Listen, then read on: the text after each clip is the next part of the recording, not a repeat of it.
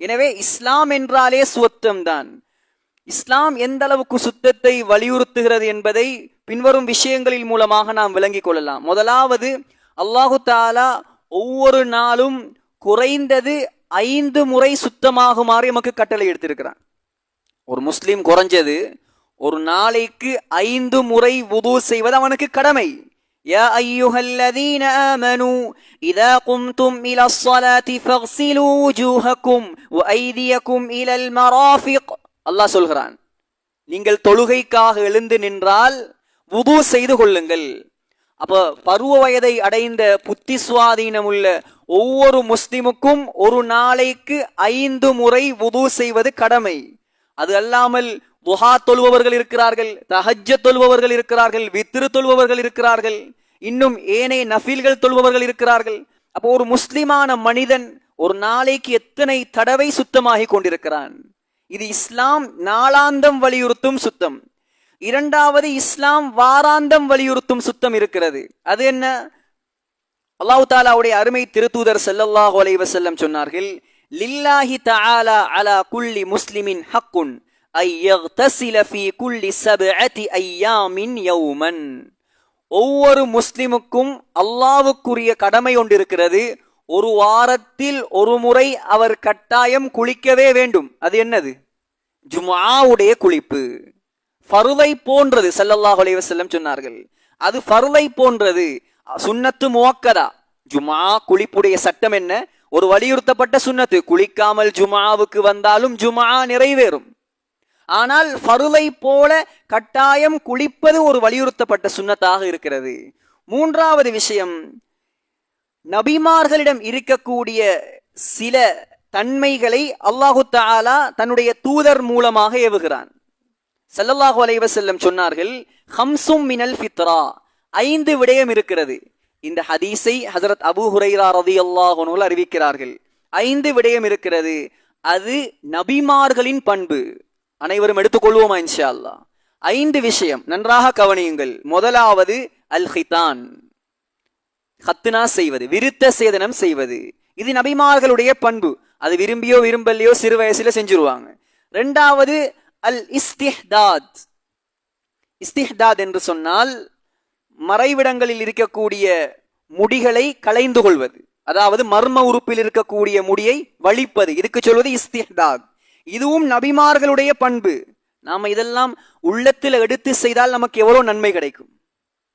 ஒரு மறைவான ஒரு அசுத்தத்தை நீக்குகிறோம், நபியுடைய சுன்னத்தை செய்கிறேன் என்று சொன்னால் செய்தால் அதற்கும் ஒரு சுன்னத்துடைய நன்மை கிடைக்கும்.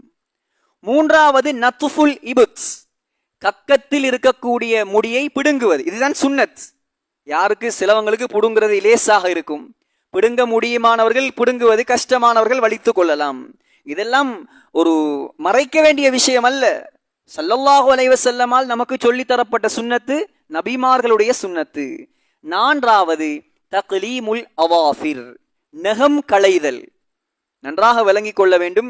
வெள்ளிக்கிழமைதான் நகம் களைய வேண்டும், வெள்ளிக்கிழமைதான் முடிகளை வலிக்க வேண்டும் என்று ஒரு சுன்னத்து கிடையாது. அப்படி ஹதீஸ்ல எங்கேயும் ஆதாரம் வந்ததும் கிடையாது. எப்பொழுது யாருக்கு நகம் வெட்ட வேண்டிய தேவை வருகிறதோ, அது புதன்கிழமையாக இருக்கலாம், திங்கக்கிழமையாக இருக்கலாம்.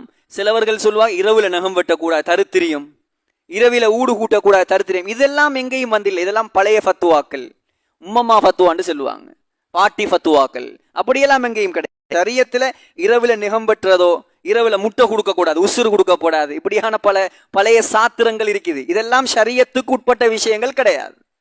ஆக கண்ணியமான சகோதரர்களே, எப்பொழுது யாருக்கு நகம் வளருகிறதோ அப்பொழுது வெட்டுவது சுன்னத்து.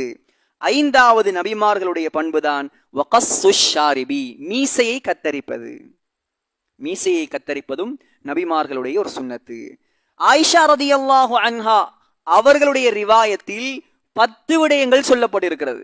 நபிமார்களுடைய சுன்னத்து என்பதாக சுத்தம் சம்பந்தப்பட்ட 10 விஷயங்கள். முதலாவது மீசை வெட்டுவது, இரண்டாவது தாடியை வளர்ப்பது, தாடி வளர்ப்பது மிகப்பெரிய ஒரு அமல். அடுத்தது மிஸ்வாக் செய்வது. மூன்றாவது, மிஸ்வாக்குக்கு ஏராளமான சிறப்புகள் இருக்கிறது. மிஸ்வாக்குக்கு ஏராளமான சிறப்புகள். ஒரு ஹதீஸ் போதும், அஸ்ஸிவாக்கு மத்ஹரத்துன் லில் ஃபம், மிஸ்வாக் செய்வது வாயை சுத்தப்படுத்தும், வமர்தாத்துன் லிர்ரப், அல்லாஹ்வுடைய பொருத்தத்தை பெற்றுத்தரும். சுப்ஹானல்லாஹ். வளமை யாருக்கு இருக்கிறதோ அவருக்கு அல்லாஹ்வுடைய பொருத்தம் கிடைக்கும். இது நான் சொன்னதல்ல, நபிகள் நாயகம் ஸல்லல்லாஹு அலைஹி வஸல்லம் சொன்னது. அடுத்தது இஸ்தின்ஷாகுல் மா, நாசிக்கு தண்ணீர் செலுத்தி மூக்கை சுத்தம் செய்வது. அடுத்தது கஸ்ஸுல் அவாஃபிர், நகம் வெட்டுவது. அடுத்தது கஸ்துல் பராஜிம், உடம்பில் இருக்கக்கூடிய மடிப்புகள். சிலருக்கு உடம்பில கொளுத்தவர்களுக்கு அதிகமான மடிப்பு இருக்கும். அதல்லாம பொதுவாக நமக்கு ஒவ்வொரு இடங்களில் மடிப்புகள் இருக்கும். அவைகளை நல்ல முறையில் தேய்த்து கழுவுவது. அடுத்தது நத்ஃபுல் இபித்ஸ், கக்க முடியை பிடுங்குவது. ஹல்குல் ஆனா, மறைவிட முடியை வலிப்பது. வன்திகாசுல் மா, அதாவது மலசலிம் கழித்தபின் இஸ்தின்யா செய்வது. 10வது ஒரு விஷயம் விடுபட்டிருக்கிறது, அதை அறிவிப்பாளர் மறந்து விட்டார். அவர் சொல்கிறார் 10வது விஷயம் மல்மலா, அதாவது வாய் கொப்பளிப்பதாக இருக்கலாம் என்பதாக சொல்கிறார். ஆக கண்ணியமான சகோதரர்களே, இவ்வாறு நபிமார்களுடைய சுன்னத்தில் இருக்கக்கூடிய சுத்த விஷயத்தை அல்லாஹு தஆலா நமக்கு நபியின் மூலமாக ஏவி இருக்கிறான். 4வது விஷயம்தான் வஸ்லு சியாப், ஆடையை பரிசுத்தமாக வைப்பது. அல்லாஹு தஆலா ஸல்லல்லாஹு அலைஹி வஸல்லம் அவர்களை பார்த்து சொல்கிறான், வசியாபக ஃபதஹிர், நபியே உம்முடைய ஆடையை பரிசுத்தமாக வைத்துக் கொள்வீராக. இன்றைக்கு நாம துனியாவுல பற்றற்ற வாழ்க்கை, எல்லாருக்கும் துனியாவுடைய மோகம் வேண்டாம், துனியாவுல ஈடுபடாதீங்க அதிகமாக, அல்லாஹ்வுடைய சிந்தனையை விட்டும் பராக்காக்கும். இதை சிலர் தவறாக விளங்குற ஊத்த உடுப்போட நார நார புழுதி படிய, இதை அல்லாஹு தஆலா வெறுக்கிறான். இஸ்லாம் இதை வலியுறுத்தல். சொல்லுவாங்க கந்தையானாலும் கசக்கி கட்டு, பழைய உடுப்பு கிழிந்த உடுப்பு அப்படின்னாலும் பரவாயில்ல, அதையும் சுத்தமாக உடு. நபியுடைய சுன்னத்தில் இல்ல ஸல்லல்லாஹு அலைஹி வஸல்லம், உமர் ரலியல்லாஹு அன்ஹு ஒட்டு போட்ட ஆடைகள் அணிந்திருக்கிறார்கள், ஆனால் நாத்தம் பிடிச்ச ஆடைகள் அணியல்ல. ஸல்லல்லாஹு அலைஹி வஸல்லம் சொல்றாங்க பாருங்க, அபூதாவுத்ல வரக்கூடிய ஹதீஸ், நபி ஸல்லல்லாஹு அலைஹி வஸல்லம் சஹாபாக்களிடம் சொன்னார்கள், இன்னக்கும் காதிமூன அலா இஹ்வானிக்கும், நீங்கள் உம்முடைய சகோதரர்களிடம் செல்லுவீர்கள். அப்படி செல்ல நேர்ந்தால் ஃபாஸ்லிஹு ரிஹாலக்கும், உம்முடைய வாகனங்களை சீராக அழகாக வைத்துக் கொள்ளுங்கள். அடுத்தது சொன்னார்கள், வாஸ்லிஹு லிபாசக்கும், ஆடையும் சுத்தமாக வைத்துக் கொள்ளுங்கள், கிளீனாக வைத்துக் கொள்ளுங்கள். ஹத்தா தகூனு கஅன்னகும் ஷாமத்துன் ஃபின்னாஸ், எந்த அளவுக்கு என்று சொன்னால், மக்கள்ல நீங்க உடம்பில் இருக்கக்கூடிய மச்சம் எப்படி தெளிவாக தெரியுமோ, உடம்புல ஒரு இடத்துல மச்சம் இருந்தா மற்ற இடத்தை விட அது எப்படி தெளிவாக வித்தியாசமாக தெரியுமோ, அவ்வாறு நீங்கள் மக்களுக்கு விளங்கணும். அந்த அளவுக்கு நீங்க கிளீனா சுத்தமாக போங்க என்பதாக ஸல்லல்லாஹு அலைஹி வஸல்லம் வலியுறுத்தி இருக்கிறார்கள். கண்ணியமான சகோதரர்களே, ஆக அல்லாஹ்வின் நல்லடியார்களே, அல்லாஹு தஆலா இன்னும் குர்ஆனில் சொல்கிறான், இன்னல்லாஹ யுஹிப்புத் தவ்வாபீன் வ யுஹிப்புல் முத்ததஹிரீன், அல்லாஹு தஆலா தௌபா செய்யக்கூடியவர்களை விரும்புகிறான், அல்லாஹு தஆலா சுத்தமான மக்களை விரும்புகிறான். எனவே நாம் சுத்தமாக இருக்கும் பொழுது, குளிக்கும் பொழுது, வுது செய்யும் பொழுது நாம நியத்து வைத்துக் கொள்ளணும், அல்லாஹ் இதை விரும்புகிறான். நான் சுத்தமாக இருப்பதை அல்லாஹ் விரும்புகிறான் என்பது நாம் சுத்தம் செய்தால் அதற்கும் நிச்சயம் கூலி கிடைக்கும். எந்த அளவுக்கு என்று சொன்னால், ஸல்லல்லாஹு அலைஹி வஸல்லம் சுத்தத்தை ஈமானின் பாதியாக ஆக்கினார்கள். சுத்தமாக இருப்பது ஈமானின் பாதி. அத்ஹூரு ஷத்ருல் ஈமான். கண்ணியமான சகோதரர்களே, அடுத்தது சுத்தத்தை அல்லாஹ் கடமையாக்கியதற்கு ஒரு சில தாற்பயங்களை உலமாக்கள் எழுதியிருக்கிறார்கள். முதலாவது, சுத்தம் என்பது ஒரு மனிதனுடைய இயல்பில் இருக்க வேண்டிய விஷயம். ஒரு மனிதனுடைய இயல்பிலேயே சுத்தம் என்பது இருக்கணும். இரண்டாவது, ஒரு முஸ்லிமுடைய கண்ணியம் பாதுகாக்கப்பட வேண்டும். ஒரு முஸ்லிமுடைய கண்ணியம் பாதுகாக்கப்படுவதற்கும் சுத்தத்துக்கும் என்ன சம்பந்தம்? எப்ப நான் சுத்தமாக இருப்பேனோ அப்பதான் எனக்கிட்ட நெருங்குவாங்க, எப்ப நான் சுத்தமாக இருப்பேனோ எனக்கிட்ட அப்பதான் பேசுவாங்க, என்ன கண்ணியப்படுத்துவாங்க.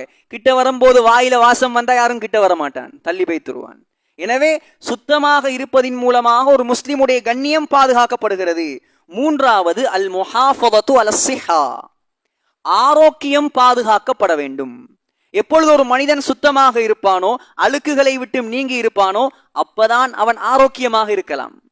நாலாவது, அல் வுகூஃபு பைன யதையில்லாஹி தாஹிரன் நதீஃபன், அல்லாஹ்வுடைய சன்னிதானத்தில் அவன் நிற்க போகிறான். ஒவ்வொரு முஸ்லிமான மனிதனும் ஒவ்வொரு நாளும் அல்லாஹ்வுடைய சன்னிதானத்துக்கு முன்னால் நிற்கணும்.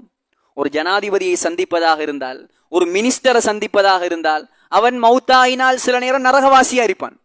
நம்ம நாட்டை பொறுத்த வரைக்கும் மௌத்தாகினா அவன் அந்நியத்தை சேர்ந்தவனாக இருந்தால் சில நேரம் நரகவாதியாக இருப்பான், களிமா இல்லாம மௌத்தாக கூடியவனாக இருப்பான்.